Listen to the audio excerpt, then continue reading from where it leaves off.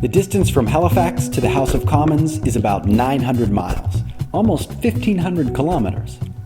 Your ballot doesn't actually travel to the House of Commons, but if you use it right, it can have an influence on what Canada's government looks like. We're going to talk about federal elections, but the process works pretty much the same way at the provincial level. The journey begins with the voter. In a federal election, you get to vote for a candidate if you meet 3 conditions.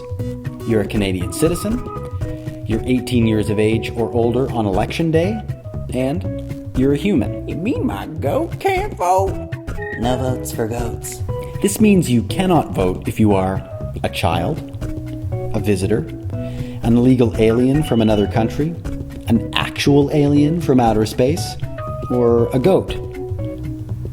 In terms of who is allowed to vote, Canada has become more fair and democratic over the course of our history.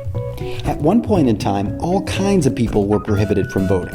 Catholics, Acadians, African Nova Scotians, women, Asian Canadians, First Nations people, 20-year-olds, those with mental disabilities, prisoners, and now they all can vote. Most Canadians believe that their vote directly elects the Prime Minister. The truth is that your vote does one and only one thing.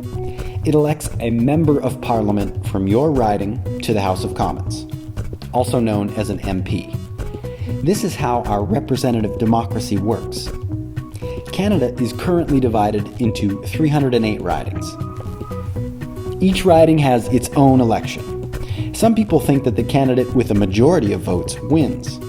But a candidate only needs to win what is called a plurality, which means they've earned more votes than any of the other candidates, even if this isn't a majority.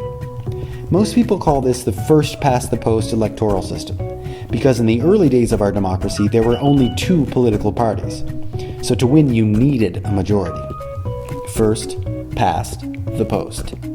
Now, let's say there are 5 candidates running in your riding, which is typical in recent Canadian elections.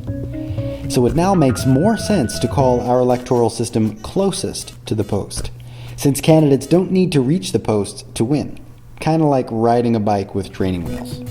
This system is also called winner takes all, because even though the winner might not have a majority, they walk away with 100% of the power, and the other candidates, along with the people who voted for them, get nothing at all.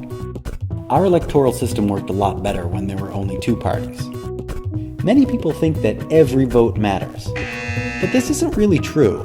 Every vote gets counted, but in a winner-takes-all system, not every vote counts. It also means that the total number of votes the party gets across the country doesn't have a direct correlation to the number of seats they win.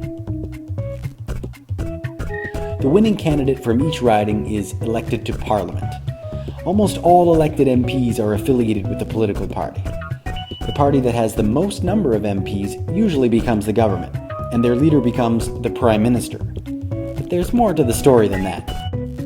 The only way to become Prime Minister is to earn the confidence of a majority of MPs in the House of Commons. The government can take 2 basic forms. It can be a majority government or a minority government. We get a majority government when a party wins more than 50% of the seats. That party's leader will almost certainly receive a vote of confidence from a majority of MPs and become the Prime Minister. A minority government occurs when no single party wins a majority of seats. The same rules apply. In order to form government, a party leader must seek and maintain the confidence of the House. In Canada, the leader of the party with the plurality of seats, that is, more seats than anyone else, usually becomes Prime Minister. Another option that works in many European countries, but hasn't really been tried in Canada, is for 2 or more parties to form a coalition. Kind of like an alliance on Survivor or Big Brother, where the MPs from those parties represent a majority of MPs, or manage to command the confidence from enough MPs in other parties to rule as a minority. Still, in both majority and minority governments, the percentage of seats a party has doesn't equal the percentage of votes they get across the country.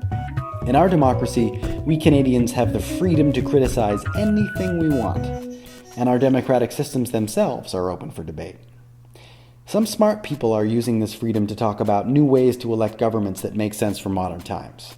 If history is any indication, Canadians will continue to push for a government that is even more democratic. Got more questions?